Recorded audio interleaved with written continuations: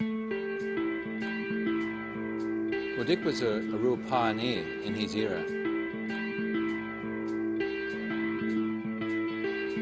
He completely refused to be hidebound by tradition and by conventional ways of doing things. He wanted to leave a lasting legacy with everything he did.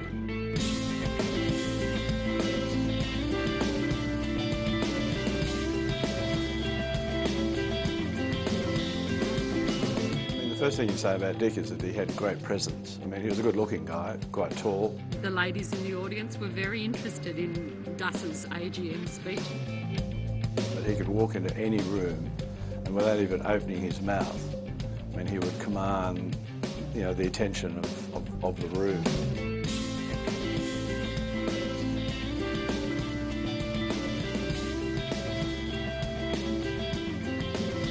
He arrived on the Sydney construction scene in the 1950s or so, and the building industry here was an absolute mess.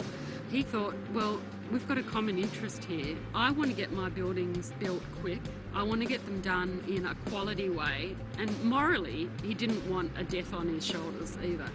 So he had both a business imperative and a moral imperative to find a way of getting the workers to see that it was in their interests to work together. So you find the common interest, you get people to work together, and then you share the rewards of what you've achieved together. It was absolutely core to the way he did business.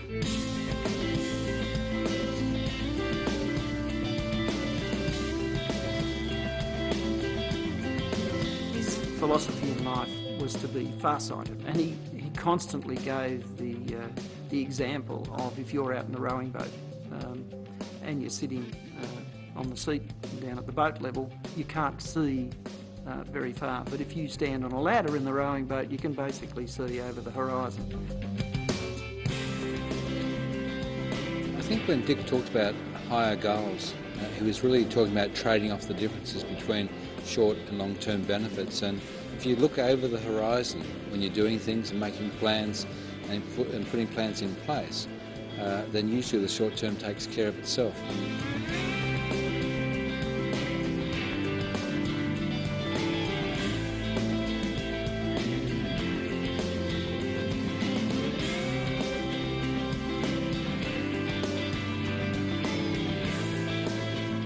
GPT was a complete innovation, the first listed property trust in Australia in the early 1970s. No one was interested.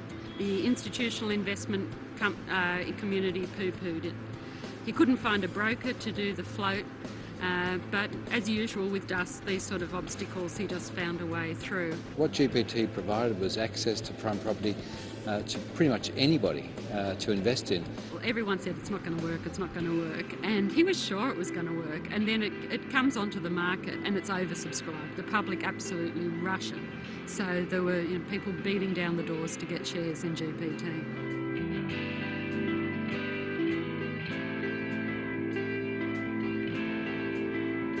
He believed that teams, in the main, where you got more than one brain, were the best way to try and find a better solution. The concept of pulling things apart and putting them back together again, making sure that they work the right way. The PCG emerged as a result of having teams to work on particular projects and look to find better solutions. So this was a completely new way of doing business again. The enclosed shopping mall, the regional centres, was something that was started by GPT here in Australia. Duss had seen the models of the retail centres in the US. They only had specialty shops in them. If we could add department stores and food to our shopping centres, they would have a bigger monopoly in the market, and hence the emergence of the regional shopping centres. Well, the caring and sharing started off caring about employees and small shareholders, but of course that's the business evolved, and we extended that into caring about the community.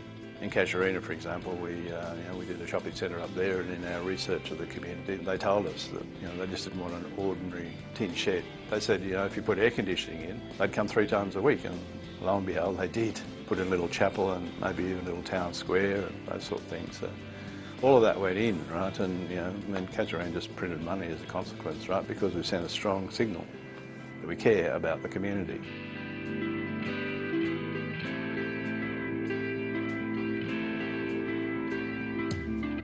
I've seen him go 360 degrees several times in arriving at a best solution.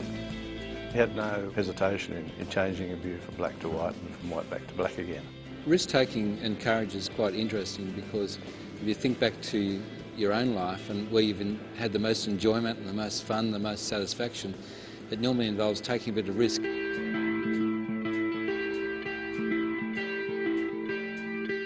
Sada was talking to me about Duss's longer-term view, and he said, Australia Square was an extraordinary concept in the 1960s, 1970s. Every other developer wanted to get a block of land and just completely concrete it out.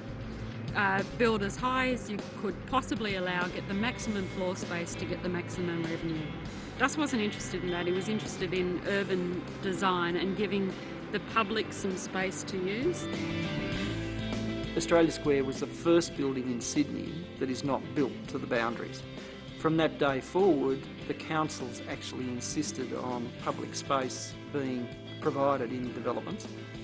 That set the standard once again.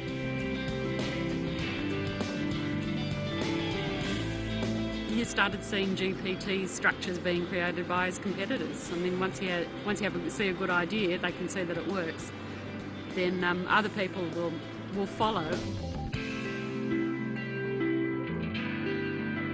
Finding a common interest, being an innovator, and having a long-term horizon, and a valuing of longer-term goals, and of adding value to every stakeholder in the business. I think for people at GPT, it's a real opportunity to reflect on the legacies that Dick Dusseldorp left us, and to think how we can actually find a common interest across all of our stakeholders.